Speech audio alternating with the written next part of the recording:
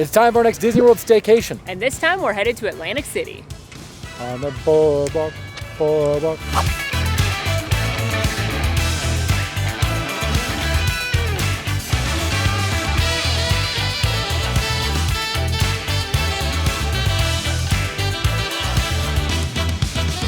Hey there, MamFam. It is time for another episode of our Disney Staycation series. This time, we're staying at Disney's Boardwalk Inn and Villas. This is a turn-of-the-century Atlantic City boardwalk-themed hotel and entertainment district, so we're bringing you with us to check everything out from the rooms to the dining and more.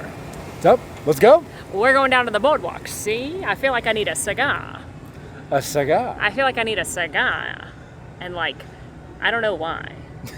Well, the place we could get you that on Disney Springs is gone, so... Yeah, I'm gonna need a cigar and go bet on the ponies. Let's go. You know, I've never been to the boardwalk for real, so I don't know if you can bet on the ponies there, but I do know there's horses 'cause carousels.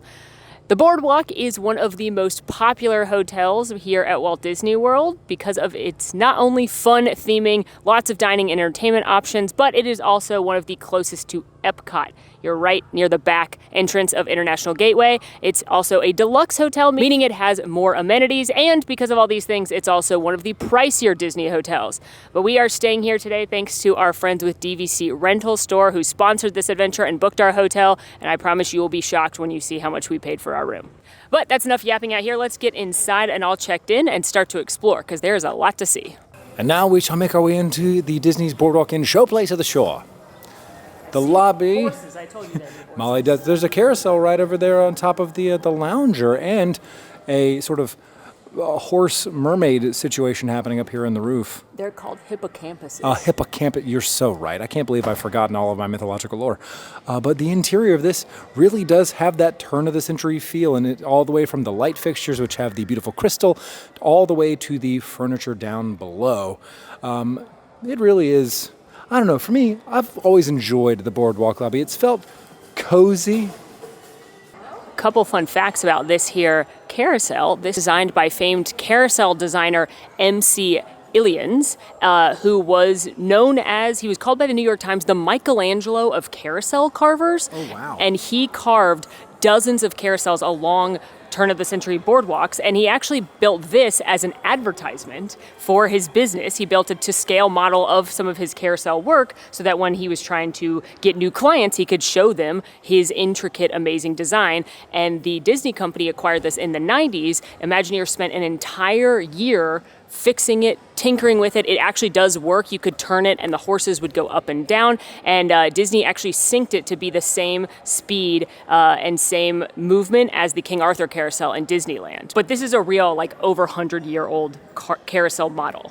You know, that's a really sweet and nice and very fun, whimsical artifact. Might I show you a terrifying one? Oh, please. Yes.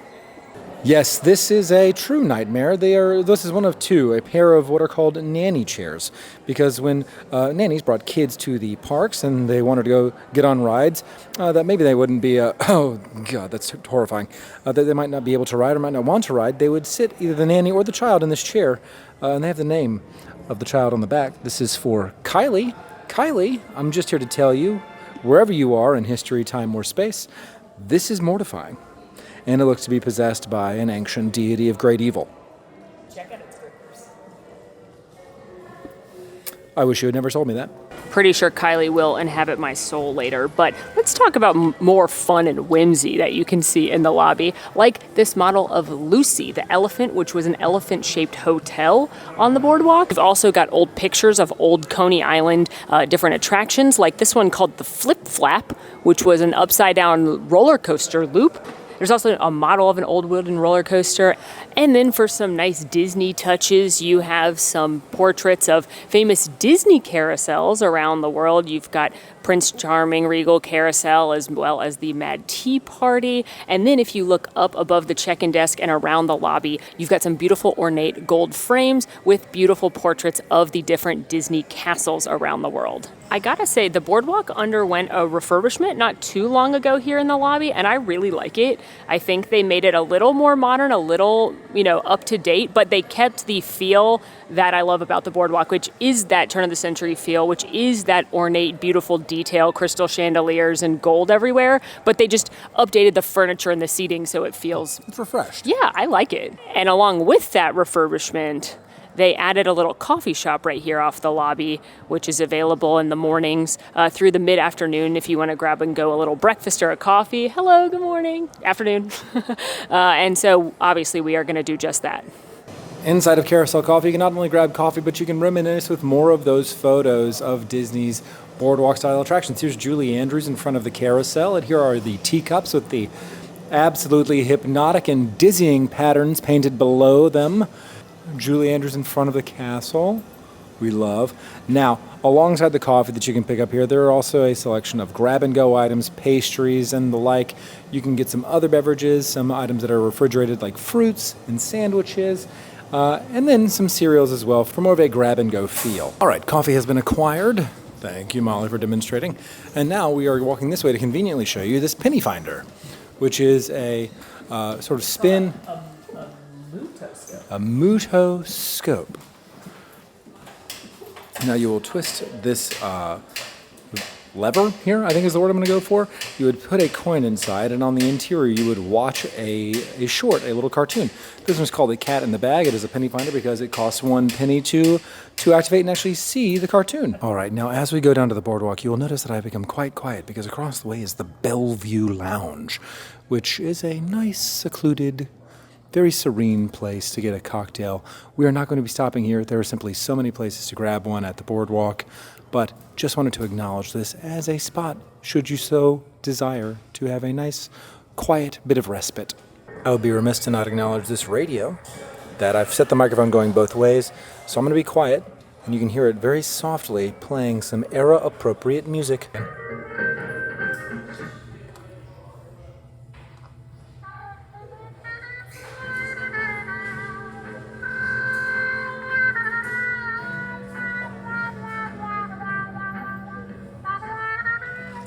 It's these little touches of detail that make the boardwalk, I think it's my favorite of the resorts that you can get here in the Epcot area. Made it out onto the boardwalk. And one thing I love about this resort is there are just so many places to luxuriate. Everywhere you look, there's a nice rocking chair or a patio chair where you can just sit back and relax. There's benches out on the water over there by Crescent Lake. It's a very good luxuriation resort. Right across Crescent Lake, you can see the Yacht and Beach Club resorts. So if somehow you didn't have enough dining options here at the boardwalk, you can also easily walk there. You could also easily walk to Swan and Dolphin, which is another reason that this is a favorite of everyone, because this is, again, a prime location. And as I mentioned earlier, the back of Epcot is just a quick 5 to 10 minute walk from here. You'll walk into International Gateway right between the UK and France pavilions and World Showcase. If you don't want to walk to Epcot, you can take the boat right here, one of the Friendship launches. They will also take you to the other hotels around the area and Disney's Hollywood Studios. You could also walk to International Gateway and take the Skyliner to Hollywood Studios, which also would allow you to visit some other Disney resorts like the Riviera. So again, prime location, lots and lots of options for eating and drinking when you're here with access to so many great resorts. As far as the other parks go, Magic Kingdom, Animal Kingdom, as well as the water parks and Disney Springs, there is bus transportation out at the front of the hotel. Oh man, Alan, the Surrey bikes are closed today. Actually, I don't think they are. You want to do it? Okay. Taking a stroll down the boardwalk, you will meet the merchandise locations. You have the Screen Door General Store that is connected to Thimble and Threads, the clothiers.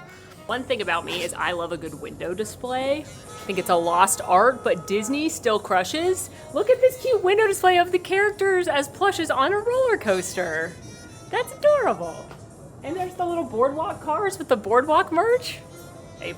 First stepping into the general goods store, there is a bakery case, and you can also get some slushies. Ooh. Now inside of this very long merchandise location, you can find a whole host of the sundries that you might need to pick up should you have forgotten any. That includes things like baby food, some basic medications. You can also find some adult libations, snacks, and because this is a DVC resort, you're going to find even more access to certain types of foods because you will have facilities in your DVC villas to be able to actually cook those items. Now, aside from that, you are going to find your, and I'm going to put this in quotes here, standard Disney merchandise fare. So your coffee mugs, your home goods. Molly's found another mug that she wants to buy. It's Minnie Mouse is on that, but yes, Sim for Molly. We are running out of room in that cabinet, so we're going to have to get another one soon. There's a selection of home items. Ooh, a candle. Do we need another candle? The answer, dear viewer, is almost certainly yes. I lied. That one's not my favorite smell. Eucalyptus and lavender. Listen, I'm not here to yuck somebody's yum. If you want that, that's all yours. Continuing our trajectory down this merchandise shop, we have moved into the clothiers section where you can find some specific Boardwalk merchandise like a loungefly and some ears, corksicles, and a selection of Boardwalk specific clothing as well. Gonna do a quick rapid fire merch tour of that specific Boardwalk stuff. You've got Tervis, t-shirt, corksicle water bottle, magnet, ears, loungefly. And I gotta highlight, they both glow in the dark. And they're scented? Hold on. Never had scented loungefly.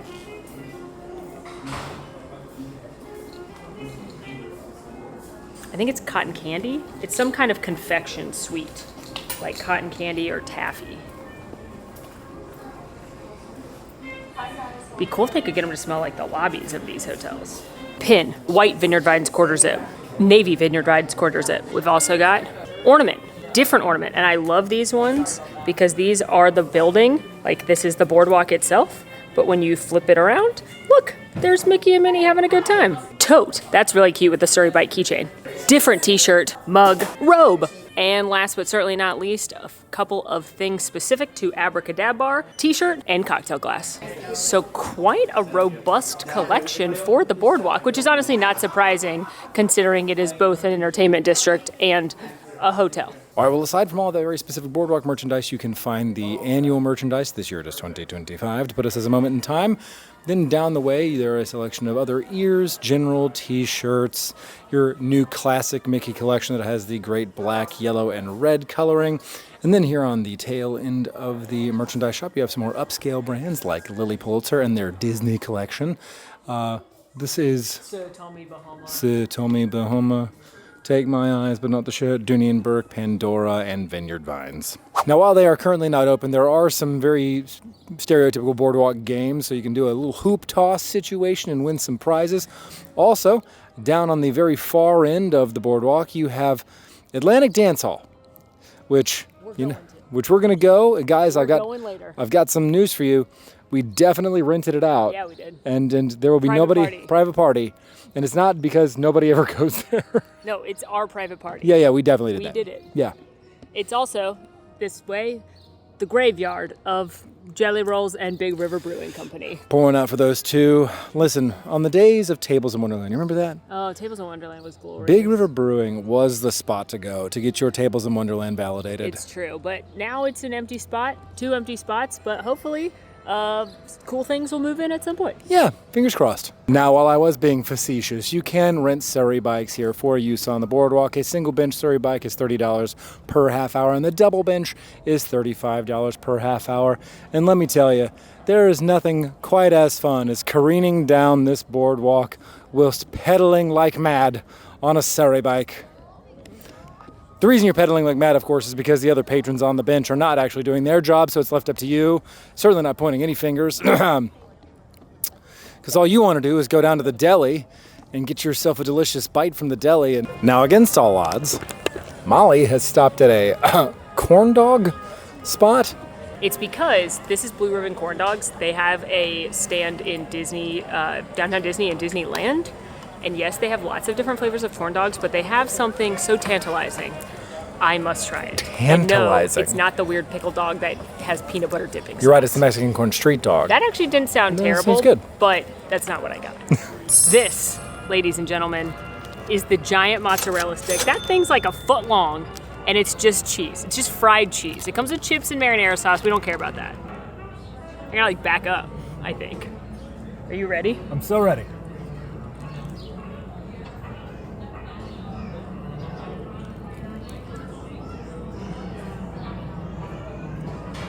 It's still going. Still going.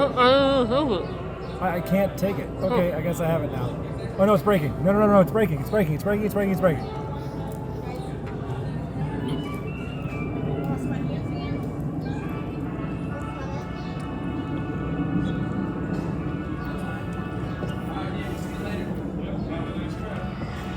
Lunch of champions. I'm so happy right now. I mean, it is simply a gigantic mozzarella stick, but it is delicious. The breading is perfect. It's strong enough because of the corn dog batter on the outside to hold up to all of this cheese, and it's also not falling apart. It's perfectly seasoned, nice mild mozzarella in there. Amazing. All right, well, Molly snacks on her, frankly, massive mozzarella stick. I have ordered from the Boardwalk Deli, and I'm very excited to pop in and grab myself a delicious-looking sandwich. Now, if neither a massive cheese stick or the deli tickles your fancy, there is also a pizza window where you can grab up a slice of za. You can get a margarita from Boardwalk Joe's, or if you are trying to satisfy a sweet tooth craving, you have an ice cream parlor just to the left of the Boardwalk Deli. One of the things I loved about the deli itself is that its proprietor is huge croissant. Huge croissant. We love a play on words. Outside of the deli items like sandwiches, la muffaletta, wraps that you can pick up here, they also have a bakery case with some delightful looking bakery goods. I personally think the cranberry scone looks amazing. The New Jersey crumb cake, a croissant, maybe an almond croissant, some cheesecake. Ooh. Dost my eyes deceive me? I have left the Boardwalk Deli and I find Molly here outside the Boardwalk Joe's picking up a margarita. And I must wonder, did she get two? Or is she expecting me to share? How dare. While I begrudgingly stare at Molly well, listen, she's kind enough to buy the margarita and I'm happy to share. But sometimes you just want your own margarita, you know? But that's okay. I'm going to tell you a little bit more about the delightful pizza window that is here. It is open late, so I find that to be quite nice. Let's say you're at the Abracadabar a little bit later in the evening and you just want a bite to eat. You want a little bit of a hearty snack to carry with you back to your room. Well, that pizza window is there to cure what ails you. And you know what? I'm just going to share this here between us. I've definitely partaken in that late night pizza window before. It was glorious. 11 out of 10 would recommend. So walk me through what happened. Okay, so I was taking video and I was looking at the menu and I started talking to Ron, the very nice bartender, and I asked, you know, what his favorite was, if there was anything that wasn't too sweet, and he said he hand makes them all, except for some of the frozen ones, so he could make anything I wanted. And so I was like, well, now I gotta order one, you know, you offered. So Ron made me a watermelon margarita, but he took out the sweet and sour and he swapped in habanero lime juice instead of regular lime juice, and he put a tahini rim on there. So hopefully it's like a sweet and spicy situation, because as we all know, I'm not a sweet drink girly. So? Shout out to Ron. Ron really cooked with this one, because it definitely is watermelon sweet, and it's almost too sickly sweet, but then you get that little punch from the habanero and the little tartness from the lime, and that's a lovely, well-balanced margarita, and he had so many flavors back there. Now, from the Boardwalk Deli, while Molly was getting her margarita, listen, I'm not jealous at all. I'm definitely going to try that later, which Molly has slid it across in front of my menu here so I can take a sip. Oh, you're right. Yeah, I think without the spiciness, it could be just a little bit too sweet, but this is really, really nice and balanced. I got the warm corned beef Reuben. This is made with sauerkraut, pickles, Swiss cheese, and Thousand Island dressing on a marble, rye, slice of bread, served with my choice of side. I got Miss Vicky's sea salt, chips, and then 2 bottles of water, because the rule is hydrate before you dihydrate, and we must hydrate. Alan, when you went into the Boardwalk, did you point out huge croissant? I did, the proprietor. Yeah, it's a great joke. It's a great joke. We love a pun. I love sauerkraut. Ooh. I don't know how to go about this. It's a big sandwich. Wow. Nice, toasted rye bread. So much corned beef. Oh my gosh. Not dry at all. Very moist. Cut super thin. I mean, like, I don't know about you, but I love a very thin slice of meat on a sandwich like this. Plenty of sauerkraut to help break up some of that rich herbiness of the corned beef. Pickles there to give a bright bit of acidity. And then, you know, the rye bread, bringing it all home. Oh, way to go. You did great work, Hugh. A great little snack, number 2.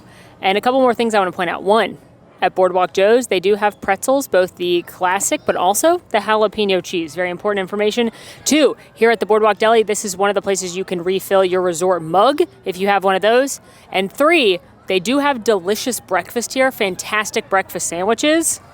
We're not going to be getting those because we're having breakfast somewhere a little fancier tomorrow. Oh, so fancy. There's a spoiler alert right now in the camera lens. It's at the Cake Bake Shop, which was, well, we'll discuss it more tomorrow, but it was quite controversial when it opened due to its price point. But it seems like a glittery, flowery explosion in there, and I'm thrilled because we haven't been yet. I can't wait to go. But very different from ESPN, which is what used to be there. Yes, that is an excellent point. And then right here, we've got Boardwalk ice cream, which we're going to pop into and see what they have available. In here, we've got a variety of flavors, as well as a couple of different sundaes, desserts, milkshakes, and vintage beverages. Okay. I want a milkshake, too.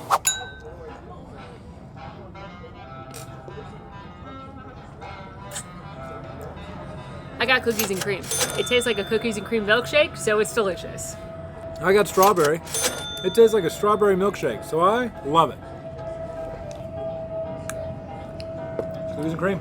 It's pretty good, but You look like a walrus. yeah, but that was good. You want to try? Sure.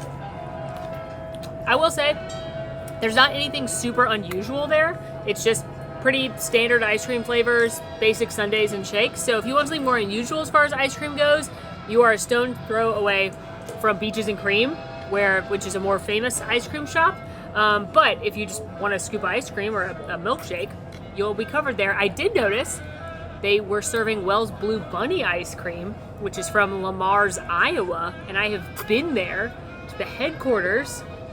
I have a whole exhibit about ice cream and how it gets made and everything, and I got this t-shirt that my mom was obsessed with. Oh. It had a bunch of Holstein cows on it. Holstein cows are the black and white ones, like Chick-fil-A cows. They are typically used for dairy, and it was like the regular one said vanilla, and then the next one was brown with black spots, and it said chocolate, and then one was pink, and it said strawberry, and one was green. You get where this is going? It was a great t-shirt. It's a kiwi, right? Mint, guys, it was mint. It was mint chocolate chip. And then one cow was white in the middle, pink on the front, and brown on the Neapolitan. back. The Neapolitan cow. So did you think that that's where chocolate milk came from? No. I have a farmer family. I knew where chocolate milk came from. Smart. That bunny. His name is Bad Bunny. The Nesquik bunny's named Bad Bunny? No, maybe, I don't know. I thought his name was the Nesquik bunny. Oh, I was referring specifically to the Puerto Rican singer-songwriter rapper. He makes chocolate milk? Yeah. He is so busy. You don't know that. You don't know he doesn't make chocolate milk. He might. Hey, Bad Bunny, I know you watch. Do you make chocolate milk? Yeah, let us know. Right after we've had our delicious milkshake, we have continued our walk about throughout the resort, passing the Muscles and Bustles Health Club, that is the gym and fitness center. And just next to that is the arcade, filled with a variety of games. Molly's in there getting B-roll right now because it's filled with children, and we don't want to, shoot other people's families and children in our videos. That'd be creepy, and we're not going to do that. And here in the central courtyard of the Boardwalk Hotel, you have the Luna Park pool. Now, this is the main pool where all the fun activities happen. You've got this large slide that is themed after a wooden roller coaster. It is called the Keister slide. Keister coaster. Yeah, I'm sorry, Keister coaster. We love some alliteration. Fun fact, when it first came out, they misspelled it. There was a typo on the Keister coaster, and they had to rechange it. Less fun fact, it used to be a terrifying clown slide. Remember that? And its eyes would glow at night. I do remember that. I hate you a little bit for bringing that back up to me. We also had the Leaping Horse Libations. This is your pool bar, and it is themed after a carousel.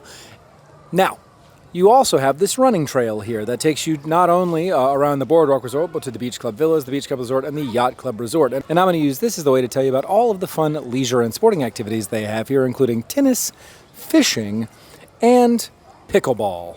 Now, this goes alongside all of your other classic Disney activities like Movie Under the Stars and your campfire. Tacked on to the side of this main pool, you have a kids area and playground, but if this is too loud for you, maybe a little bit too much, a sensory overload, there are two leisure pools that are much more quiet at the boardwalk. Don't believe me? They're on the map. Here's the Luna Park pool, here's the Villa Leisure pool, located just to the north of the Luna Park pool, and over here on the west side of the map is the Inn Leisure pool. Ta-da! To all of you doubters that Yeah. thought Alan was Yeah. just What? making Yeah, up. you think I just make up pools. pool locations and pool quantities? Also, Boardwalk Correct. Inn and Villa. Hey, look at that. Heh, just in case you all thought I was lying about the name. I wasn't. No one thinks you're lying. Everybody does, Molly. It's a conspiracy. Everybody does. Alan, do you know why it's called the Leaping Horse Libations? Why? Do you see that girl on the side? With the horse that's leaping? Yeah, that used to be a thing at carnivals and sideshows, and I know that because of the long lost, vastly underrated Disney film, Wild Hearts Can't Be Broken, where they train a horse to run up a ramp, and then at the top of the ramp, the horse dives into a pool, and at the top of the ramp, a girl jumps onto the horse and leaps with the horse into the pool. Oh my gosh, the drama that ensues in this film. Now that I'm thinking about it, she's a very, I don't know how old she is nor how old her husband ends up being in this movie. It may be a little problematic. Maybe we should watch it for the podcast. It doesn't matter. That movie's so underrated. If you've seen it and know at all what I'm talking about, I'm pretty sure her name is like Sasha. It's an S name. It's very unusual. She cuts her hair off at one point. It pisses her mom off. If you know what I'm talking about, please comment. 2 updates. 1, there is a hot tub here. We didn't film it because people sue. But 2, I was looking at the artwork of the Keister coaster, and Goofy's wearing one of those like old-timey boardwalk swimsuits that's like a one-piece for men. And why is he wearing that? But sometimes he doesn't wear pants now. He's like, It's the Donald question, Molly. I do not care for new Goofy. He needs help. Back on the boardwalk for one last stop before we head in to find our room, and that's at the Promenade Fine Art Gallery. This is where you're gonna find a lot of fine Disney art, so we're gonna go peek around. But does anyone remember when this was a Weiland gallery? Weiland is a famous sea life painter, and as a child I always loved him. He has huge murals in downtown Atlanta where I grew up. But wow, first right off the bat, I think my first thing I noticed was this ginormous Ariel statue, but Alan has drawn me to the Scrooge table. These tables are insane. They have these on display at Festival of the Arts. Look at the detail in this Peter Pan one. I love that the middle is London, and then you've got Mermaid Lagoon. Banana! The very nice cast member art consultant just told us that what's cool about these tables is the color here, like let's focus on Dopey. We love Dopey here at Mammoth Club. The color is not painted or anything, it's oxidized. So the artist like force oxidizes with different elements. I don't understand science, to add the color into these pieces, which is pretty amazing. Also amazing is the fact that they start at $37,000. So, I don't think I need a Seven Dwarfs table today. Alan is showing me some art. What a beautiful portrait, Mickey and Minnie. Yeah, On their swan boat. cutie patooties. Pretty good smooch. Donald being lazy and Daisy being done with them. I am Donald. in any kind of like boat or Surrey bike, I am Donald. All right, well, the Ariel was $100,000, so Yeah. probably not gonna buy that today. But did you clock what song was playing in there? Oh, it wasn't me? By Shaggy. Yeah. Not what you expect to hear in a Disney Yeah, I was shop. thinking like a When You Wish Upon a Star, but no, we got... It wasn't me. All right, well, you know what? It was a good time. I don't know who's buying a $40,000 table. Good for you. Yeah, good, honestly, good for you. But let's now go find our room. Now we are on the search. Oh yeah, they are the portraits of all of the different characters in their Boardwalk garb, series appropriate, or I'm sorry, era appropriate. All right, we have started our search for our room. Now I'm just looking at the numbers here. We have a little bit of a ways to go. This looks good though. It does. These refreshes and the refurb has been really well done. I love I'm going to sound like I'm in my 30s, everybody. I love the paneling. Oh my gosh. Color, well, I can't comment on that as much. The color scheme's sort of beyond me, but the panels. It's not hidden, Molly. It's literally in the carpet. Blatant Mickey. Captain's log. We are still in search of our room. The view's quite nice. Windows giving us plenty of natural light. Molly lost. This is pretty much par of the course. To my left, recycling and rubbish, followed by a place for cast members only. We shan't be going there. I shall update you once we have located our room. Our journey continues, and yet I have now finally located a sign that shows we are close. Though it has been but months upon our journey, supplies running low. Morale has tanked considerably. I still retain hope that on the horizon we might find our destination. Soon, dear friends. Ah, look, the lighthouse point. She has seen it. We have found the room 5001. We are there, truly. And well, now we must get inside. Have you brought the key? Oh, this is so nice. Oh, this is cute. Oh, I love this. Looks so. With all of the artwork with the different characters. Donald leading the cousins, and oh my gosh, the nieces. That's Daisy. Oh, it's Daisy. No, it's his niece. Yeah. Bathroom, large. Oh my gosh, continuing the bathroom and sleeping arrangements. All right, let's do a little rapid fire room tour. Here in the entryway, you've got a mirror. Hello, that's me. As well as this nice large closet that has some hangers and a broom should you need it. And we move right along into the main living area where you've got Alan sitting on some of the bar stools. And then again, we have the adorable art. I love when the art shows the characters at that resort. And again, Donald with Huey, Dewey, and Louie, and one of the nieces, which should be April, May, or June. I'm not sure, but I just appreciate that she has a plush of herself. I think it's May, but I'm not sure. And here we've got Alan at the breakfast nook, which can easily sit 4, maybe 3 small ones on that little bench there. And Alan admiring some of the other artwork of Mickey, Minnie, and Goofy enjoying their time on the boardwalk. I just think that's so cute. Goofy is so talented. I don't think we are really taking enough time to acknowledge how hard it would be to be on a unicycle, juggling a soccer ball, a boot, a turkey leg, an alarm clock, and a bowling ball. That is talent right there. Moving into the living room, you've got a comfortable couch situation, as well as your nice smart TV. And of course, this is gonna be a pull-out number, which is easily pulled out and will be demonstrated right now. Observe.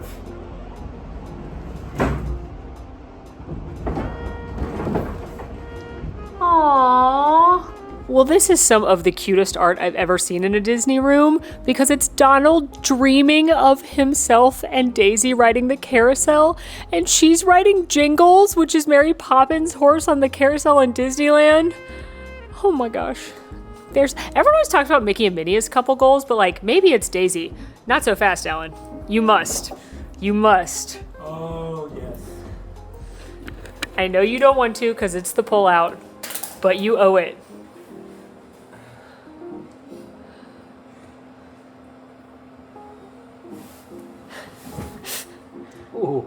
Oh.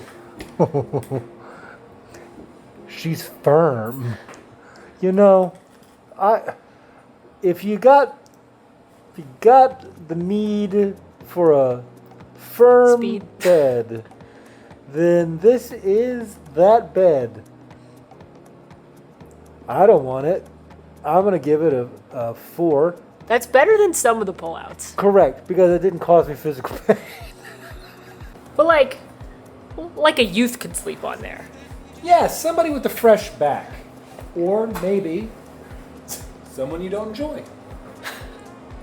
I'm not going to judge you. You know what time it is? Hey, Disney! Hey, Disney, tell us a joke. Oh, I'll tell one. Why did Goofy put an alarm clock under his desk? Beats me, Mickey. What? Because he wanted to work overtime. That's right, I did. It's not the worst one we've ever heard. Listen, it's not tomato. So, hey, Disney, tell us a joke. Who lives in a big castle and uses a broom? Cinderella. Sweeping Beauty. Hey, Disney, tell us one more. Let me ask Alexa for that. From Nintendo.com. One More Dungeon is a first-person shooter roguelike with procedural... That's not what I asked. Hey, Disney. Tell us one more joke. Hey, Stitch. What's small, round, hairy, and wear sunglasses? I do not know. That's not Stitch's A voice. coconut at the beach. That's enough of that. That was horrible and Stitch. So that was two terrible things. That was maybe the worst joke we've heard yet. A coconut at the beach? Ridiculous. Dads, here's that thermostat. Right next to the washer dryer, because this is a DVC, Disney Vacation Club, 1-bedroom villa. So it does come with laundry and some laundry detergent, which I've said this every time, but I never knew how much laundry you needed to do until you come with a big group and a family. And it's actually very convenient to have a washer dryer. Also, because it's a DVC 1-bedroom villa, we have a full kitchen, but I'm not the person to tell you about anything in a kitchen. Alan, that's you. All right, so you have your full fridge and freezer. So that doesn't open on that side. It opens over here. So you can freeze items or refrigerate them. If you'd like to use some grocery ordering services and stock up a fridge, you certainly can on your extended stay. Microwave, full stovetop range, and oven below that. Here you have some cooking implements, your pots. No pans, just pots. Here, plates, more serving items as well as your pitcher, cups, mugs, wine glasses, bowls, and serving platters. Also a colander, should you be making things that need to be colanded. That's not a word. All right, we also have, that's loud, your cutlery, cooking implement as well. Here are your pans, one big pot. Also, please, safety first, protect your hands when picking up hot things. Also cutting boards and dishwasher. Now for those of you who are like me, this is the most important thing that you're going to find in the full kitchen, and that is a coffee maker. Desperately need coffee in the morning. And what coffee are you making? This coffee. Joffrey's. The specialty resort blend. For all you retirees out there, this is for you. Now below you are a rather large sink, recycling bin, trash, and this is going to be for drying your dishes, sponges, extra paper towels, and your dishwashing detergent, either by hand or otherwise. Full kitchen. Moving right along, we have a rather large bedroom. You've got a king-size bed right here. Well, those are adorable, but it's a weird grouping.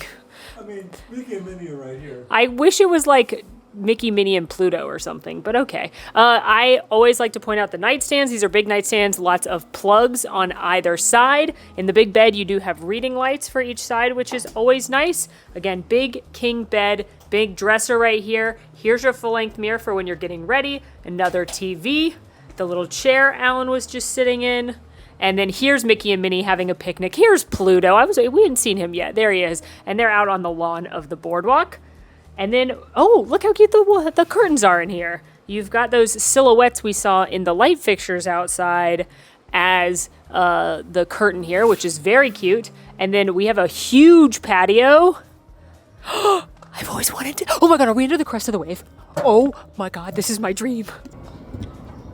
I almost said this when we were on the boardwalk, but I've always wanted to stay under the crest of the wave sign because it looks so cool, but I'd never even dared dream it out loud.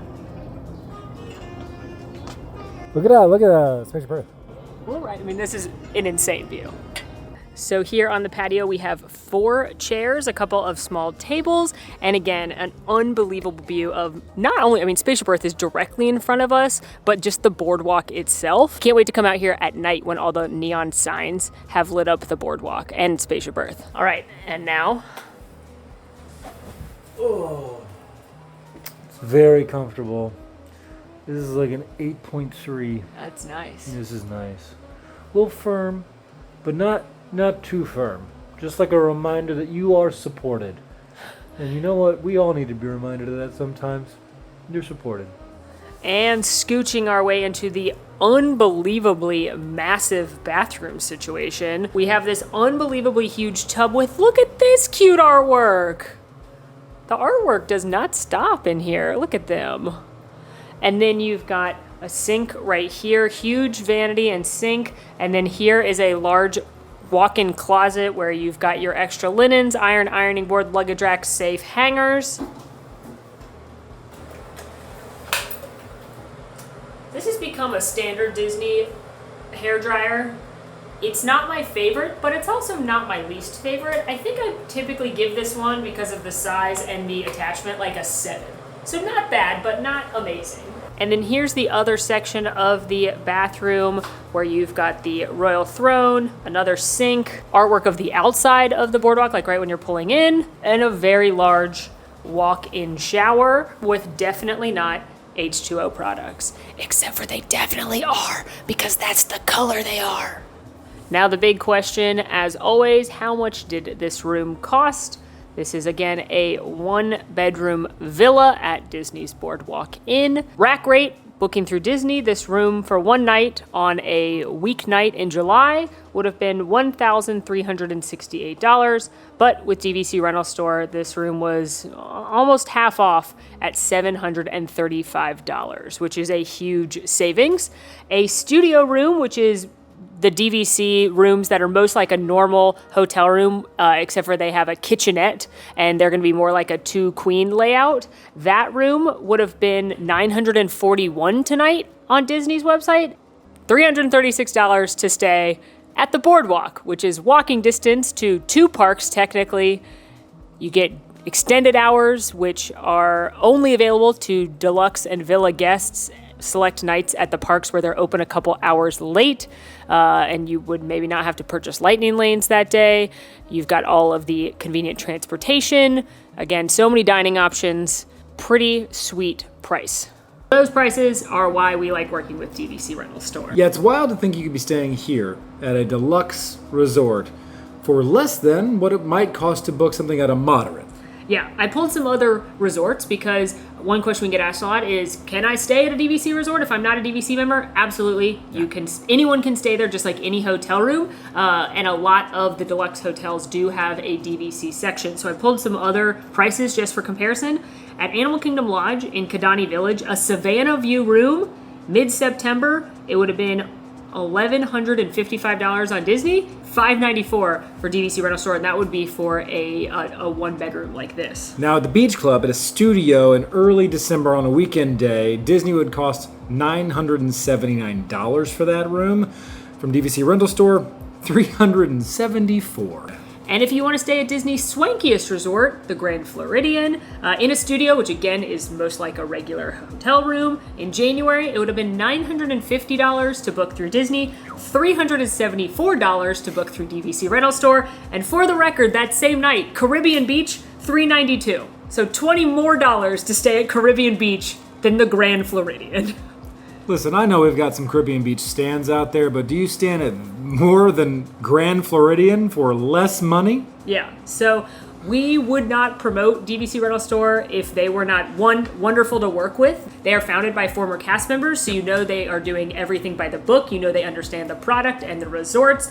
They are going to make sure you have an excellent experience. But truly, the fact that you can stay at Disney's nicest hotels for these prices, get some extra perks, stay somewhere maybe you wouldn't be able to otherwise. There are times you're like, it sounds too good to be true, and I say, it does, but it also is true. And we've used the product not just for when we're shooting videos, but also when we want to have a staycation or we want to stay somewhere or show our friends. Yeah, and we genuinely, I love it when people on Discord or in comments or DM us and tell us that they were able to book something with DVC Rental Store. We have gotten the nicest messages from people being like, I never thought I'd be able to stay at the Polynesian, or we were going to stay at Art of Animation and now we're able to stay at the Beach Club. That's really cool. So we genuinely love working with them. You should check them out. And which is why we tell you to book them. Yeah. How do you feel about this room? I think it's great. It's... what is it reminding me of so similarly right now? It's the same layout as... It's very similar to Beach Club. The Beach Club. Yeah, that's what it is. I like it more. I think It's brighter than the Beach Club. It doesn't have the, beach house aesthetic, which isn't necessarily my favorite. Turn of the Century Boardwalk sort of fits the vibe that I like. So I really enjoyed this room. Very bright. I really like all the artwork. I think the renovations are really nice at this hotel. This may be a hot take, but I think of the Yacht Beach Boardwalk trio, Boardwalk's my favorite. Oh, I said that earlier. I agree with that completely. But I really like this room, and again, it's luxurious and beautiful, but it does have enough Disney whimsy that I don't feel like I'm just staying in a hotel room anywhere, which can sometimes happen. That's true. Now, for us, We have a dinner to get ready for. Yes. And maybe somewhere magical beforehand. Ooh. But we don't look No, we don't. ready for that. Give us a minute. Abracadabra. All right, now we're ready. Let's go. And we're standing. Wow. Magic. Whoa. We're back on our boardwalk, Shree. When I worked at Dinoland, a fun anecdote, they had only like 6 songs on the soundtrack, and that was one of them. Under the boardwalk, down by the sea. It's like we're there. No, it's not, Alan, because it's gone. Yeah, R.I.P. R.I.P. Dinorama, pour one out. Anyway, there are, of course, several restaurants to go to. There is Trattoria Al Forno, which is an Italian restaurant open for breakfast, lunch, and dinner. It used to be character dining. It's not anymore. We're not going there. Where we are going right now for our first stop on our little mini progressive dinner experience is back to a time when magicians were sexy. We're headed to Abracadabar. Oh, they were sexy, Alan. Abracadabar, as the name would suggest, is a musician-themed cocktail lounge open in the afternoon for some light bites and curious concoctions. Lots of them are magician-themed, but they do have a full bar. It's really fun in here, and there are some great Easter eggs and details to look for, so let's check it out. For starters, if you look at the posters on the wall advertising the magicians, pay attention because something mysterious might happen. If you look at the wallpaper, there are all kinds of classic magician symbols hidden. You've got the magic rings, you've got ropes, you've got a rabbit you can pull out of a hat, you've got a bird, you've got the different suits of cards, hearts, spades, diamonds, and clubs. You've got keys right here, a bird coming out of a top hat, and you even have magic wands. If you go into the bathroom, and I'll check, and if no one's in there, I'll film it, it looks like the backstage dressing room where the magicians would be getting ready. There's also a few magic tricks if you look on your walk back to the bathroom. But best of all, my favorite Easter egg, not only in this bar, but some of my favorite Easter eggs in all of Walt Disney World are on these shelves right here, because if you look closely, you are going to see maybe a few famous Disney magicians have left some things behind, like perhaps the poison, Cusco's poison, the poison that's going to kill Cusco. Maybe perhaps something from a certain Shadow Man has been left on the shelves. And perhaps a 197-year-old lady who lives in a boat stuck in a tree in the bayou. Of course, you've got a magic lamp. On these drawers right here, they say bed knobs and broomsticks. There's also a picture of Walt Disney himself practicing magic. And shout out to the cast member Ashley, who just saw me taking pictures of all this, and also pointed out that the little Benson marionette guy up there, he's wearing Henry's outfit from Mary Poppins. Ashley also walked me through the whole story of Abracadabar and pointed out a few more fun Easter eggs.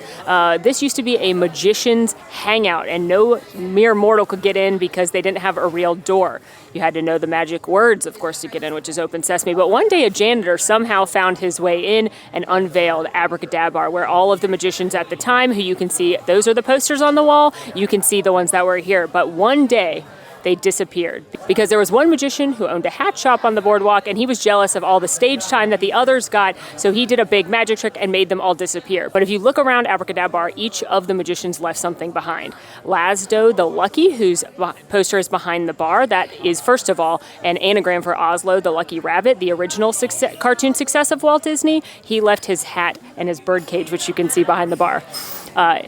Nyaka, Ashley told me, is Swahili for snake, and he has a snake charmer face. He left his turban and his magic seeing ball behind on this shelf right here. This female magician right here, and Cantora del Toros, she would make bowls and other things disappear, and she left her fan upon the shelf. Madam Heeshire right here, mover of the moon, she left her phases of the moon necklace on the shelf, which you can see. And Tyrus, who is named and themed after Tyrus, the incredible animator who did Bambi, amongst other classic Disney animated films, he left his flying dragon, which is right over here. Now, taking a look at the menu, you have a small selection of bar snacks. These are available from 5 p.m. to 10 p.m. nightly, like the banh mi sliders, some artisanal cheeses, and the lump crab fries.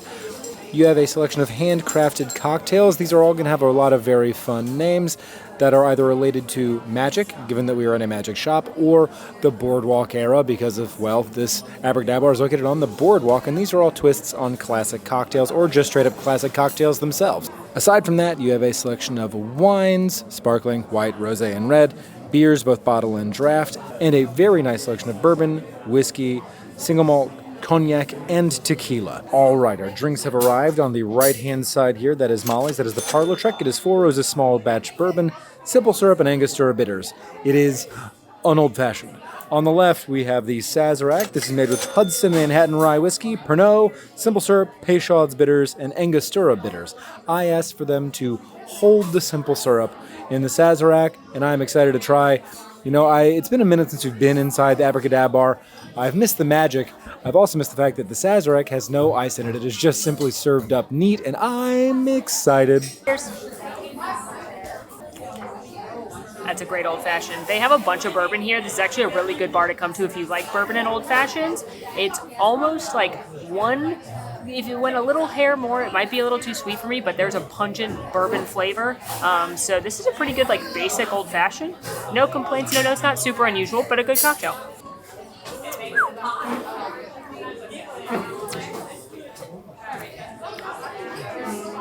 Yeah. That is a mean Sazerac. It is not for the faint of heart. Very spirit forward, and then you're getting a lot of the bitters which are designed to replicate the licorice, the anise flavor that you would get. It's also coming from the Pernod.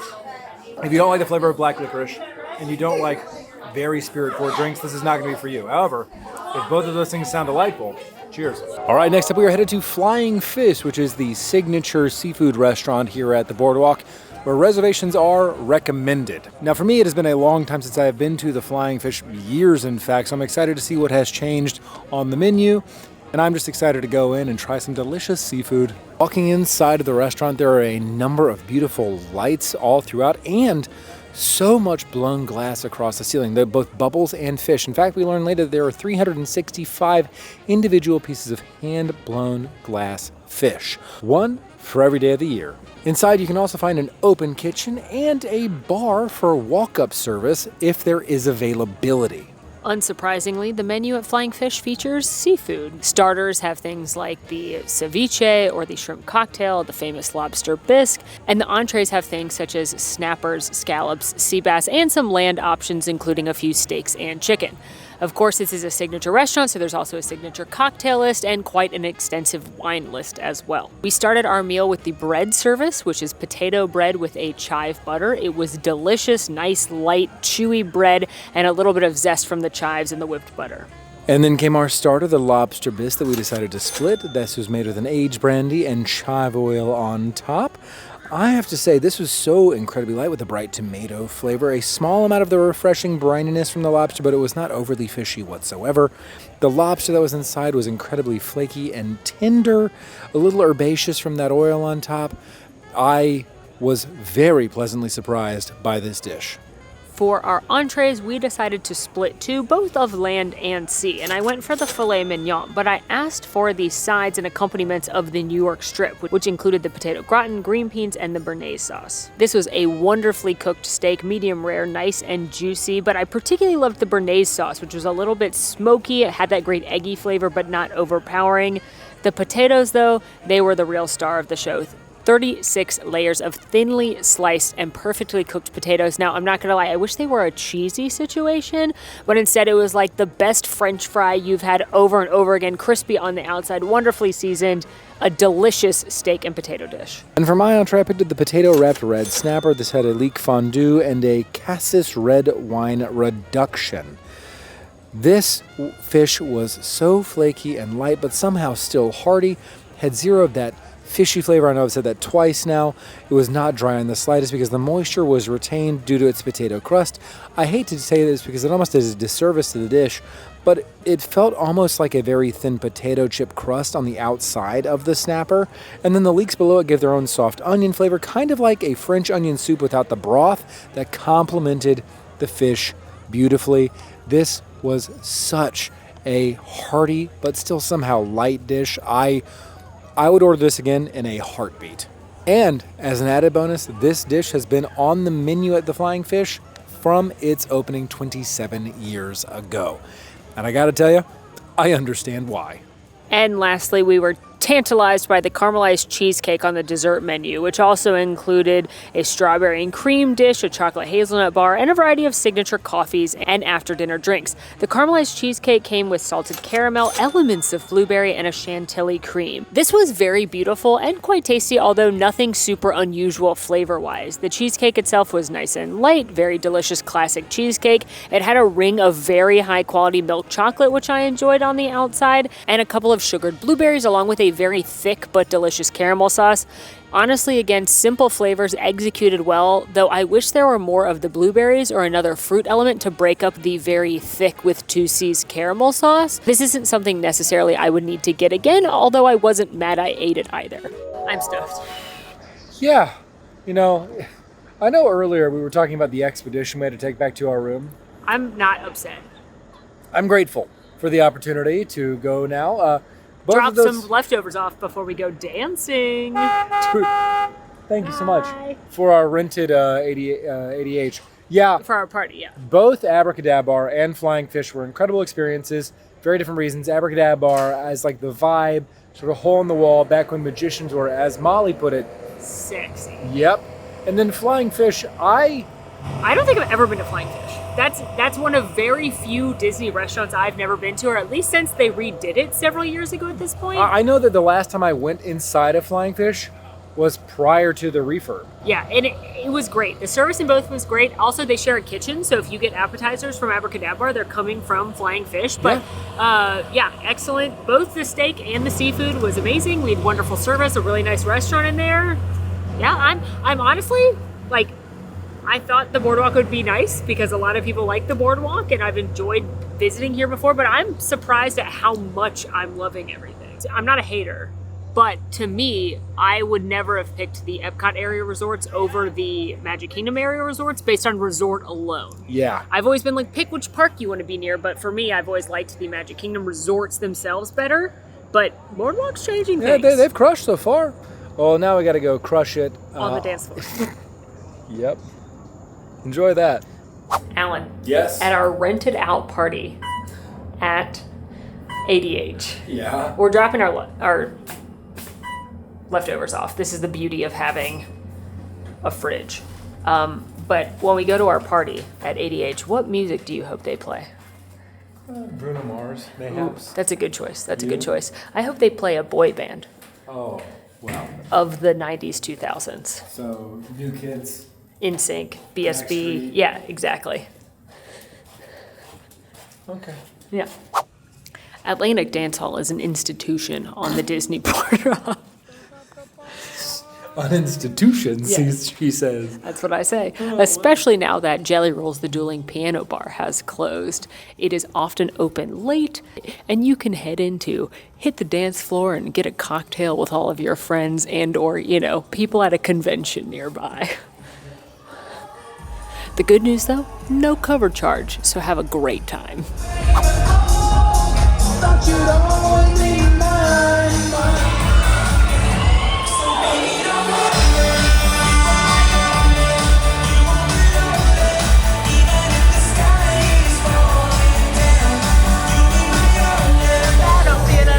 Don't it look like baby Cupid sending arrows from above? Don't you ever leave the side of me indefinitely, now probably. And honestly, I'm down like the economy.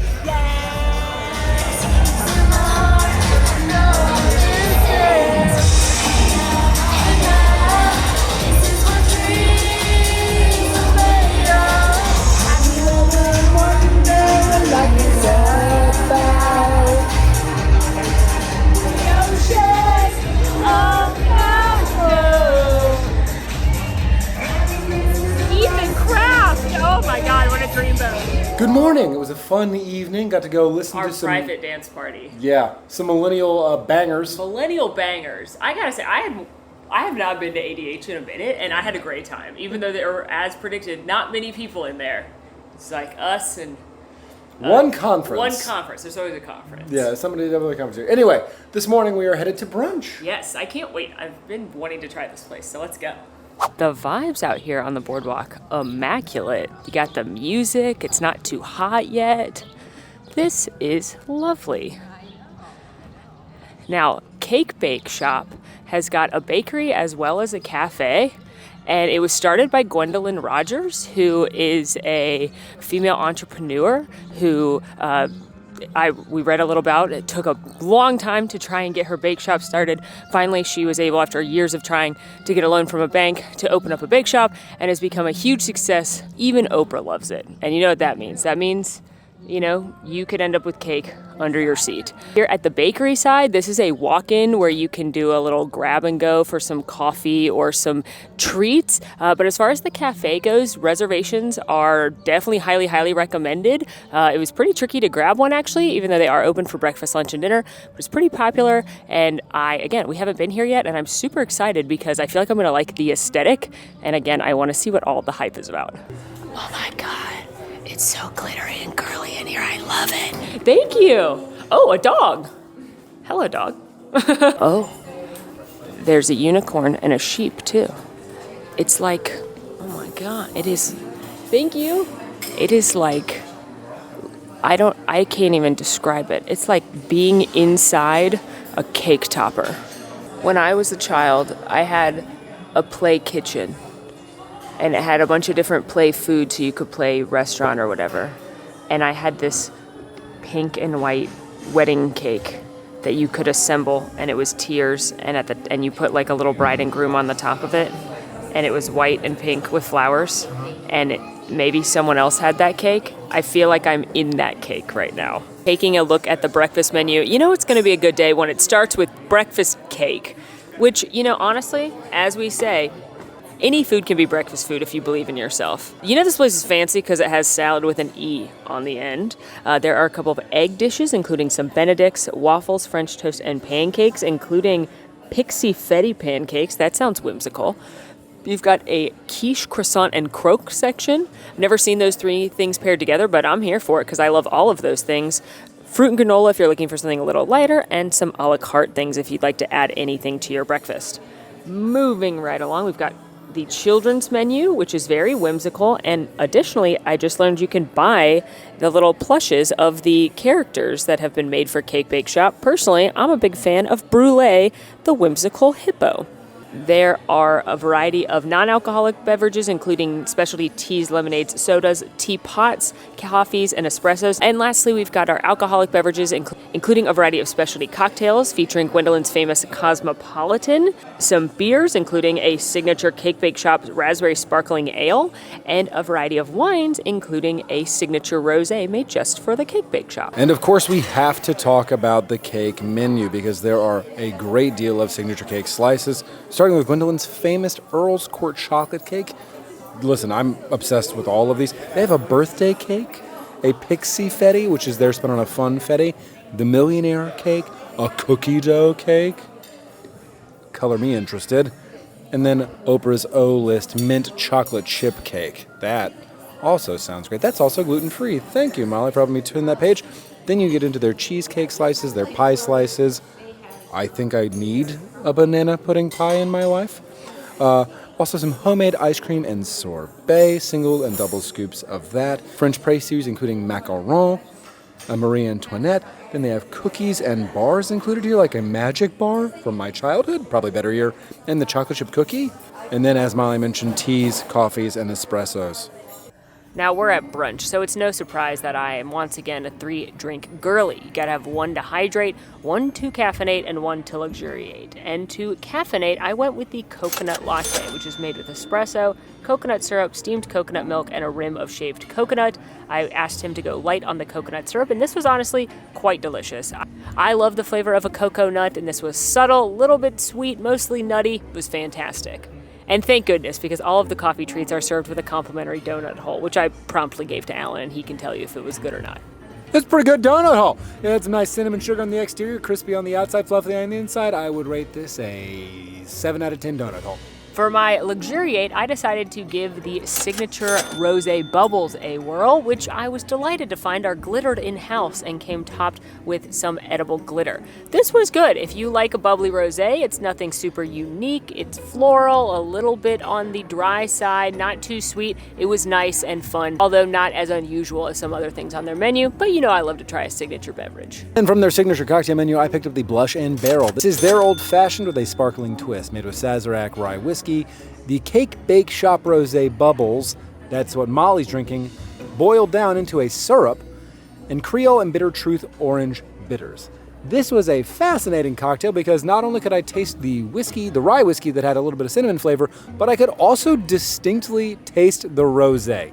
It was such a strange pairing at first in my head, but the more I drank it, the more I enjoyed it. It was a little bit on the sweeter side, but I found it perfect as a brunch beverage. For my entree, I decided to go with the quiche, and at the recommendation of our wonderful server, he suggested the ham, rosemary, and goat cheese quiche. This is a custard quiche with French ham, rosemary, and goat cheese baked into an all-butter pastry dough crust. Now, on the outset, I wanted to be a hater because this quiche was $25, and I did not think the portion size matched that price point. I still think that. However, the quiche itself was fantastic. It was super light, buttery. It had a strong rosemary flavor, which I love. It's one of my favorite herbs. Little saltiness from the ham, nice creamy, dreamy goat cheese. I will say the crust wasn't my favorite. It wasn't super flaky, and the quiche didn't kind of hold together as you went through it. But overall, it was a better than average quiche, but I do not think it was worth the high price point. Also, I didn't like it as much as what Alan got. Alan got the Croque Madame. This is country bread, French ham Gruyere cheese, Maille Dijon mustard, bechamel sauce, and a farm fresh sunny side up fried egg on top. Now, this had a much bigger portion size, which makes sense. It was a $29 sandwich. I have to tell you, the country bread was cooked very well. I really enjoyed that runny egg on top. I know Molly did. That was one of her favorite parts when she sampled the dish. I will say I wish it had a little bit more of its interior fillings. It does seem a little bit scant for me, but overall, I have to say the bread was toasted, cooked so well. I loved having the cheese on top. And I want to give a special shout out to the Dijon mustard, which gave it a little bit of zip and helped break up the rather one-note flavor profile of a Croque Madame. And of course, if we're at the cake bake shop, we gotta try cake. And while there were many delicious ones to choose from, we settled on the seasonal lemon blueberry cake. This is a lemon zest cake with fresh blueberries filled with lemon curd and lemon buttercream and topped with lemon buttercream and fresh blueberries. Now, the cake bake menu will suggest that these cakes can feed 1 to 2 people, and I would argue more, because these are ginormous slices of cake. Our cake came glittered, which I do find nice and whimsical, multi-layer cake. Honestly, while cake is not my preferred dessert, this was a very good cake. It was not dry at all. It was nice and moist. It was light because of the fresh fruit, and honestly, probably the best buttercream I've ever had. It was not super sticky or heavy. It was light with a lemon zest. Yeah, she's known for cakes, and it is apparent why.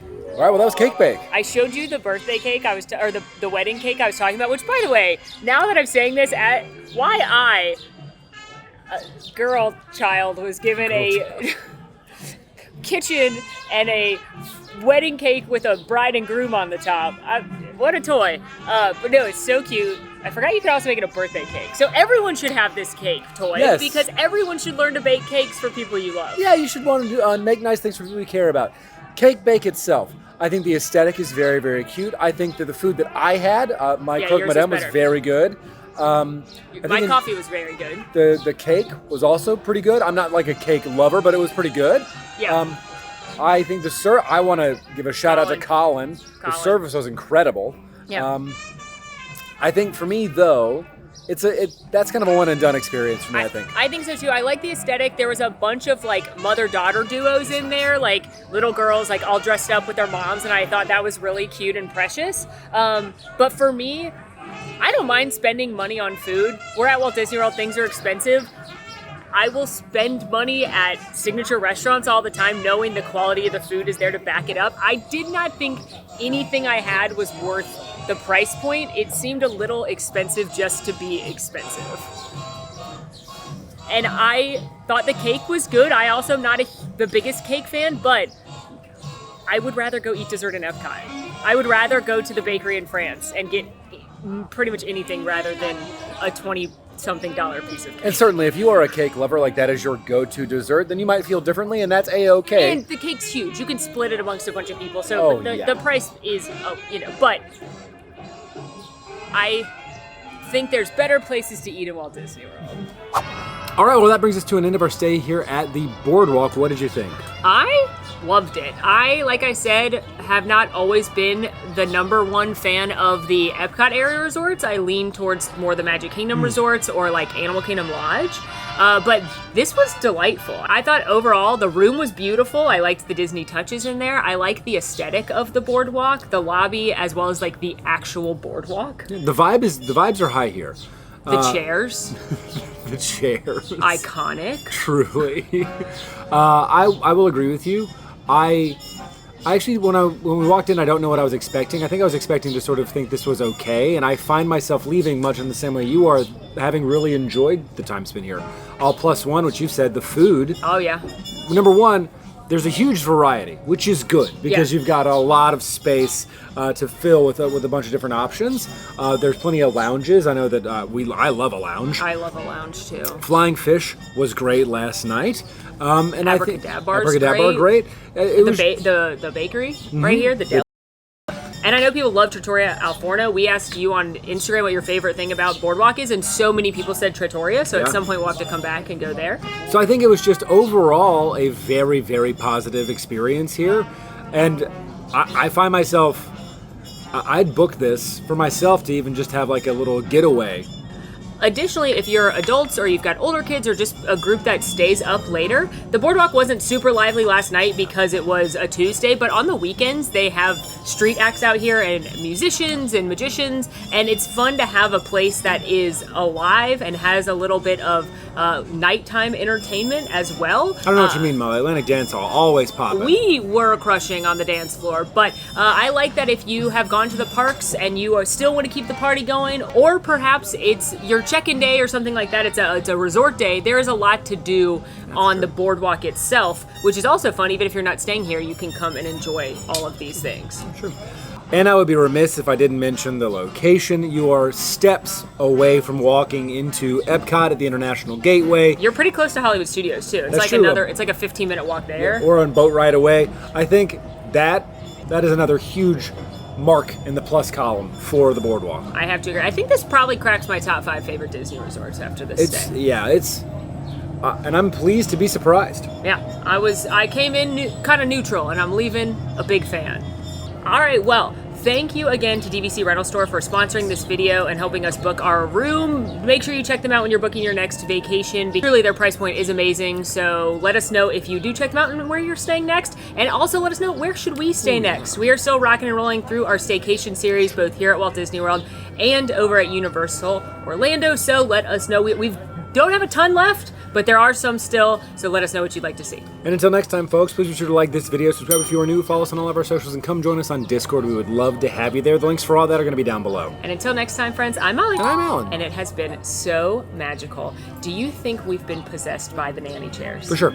They are with us forever now. I feel They're their inside spirit. of us. Yeah.